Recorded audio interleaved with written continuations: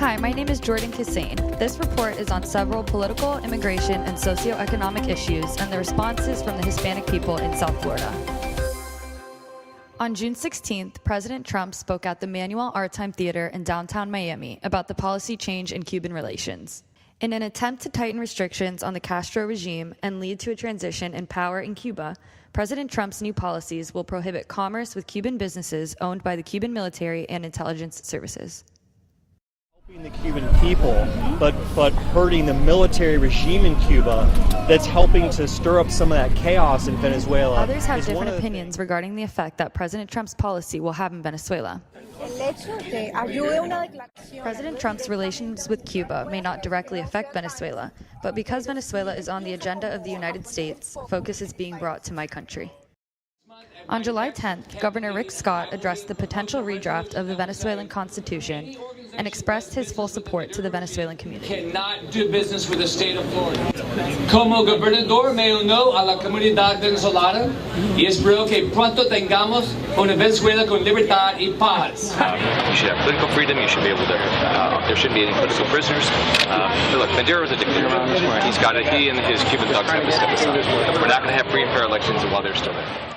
Not only is the Hispanic population supported by their local politicians, but on a national platform as well.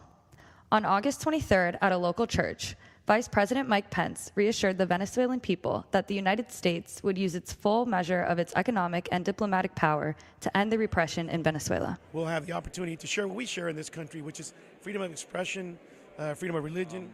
There's going to be some very tough solutions that have to take place if there's going to be change. And they have to be very tough.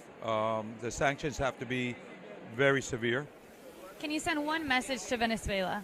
Well, the one message is to know that they are not alone. The Venezuelan community has to understand is that the United States is going to stand with them if they are willing to fight. Here I sat down with Major Daniel Manrique. Major Manrique is the only Venezuelan to have ever received the Purple Heart Award. You take much of your direction from the commander-in-chief, so I'm wondering if you were still active in Venezuela, would that still be kind of your approach? The main focus is human rights. So following the human rights approach and the direction that every officer is supposed to maintain throughout the career. Other government officials joined Vice President Pence in addressing the Venezuelan people, such as Senator Marco Rubio and Governor Rick Scott. Both have a history of uniting their efforts to support the various minorities, consequently creating a sense of camaraderie among Latin Americans represented in South Florida.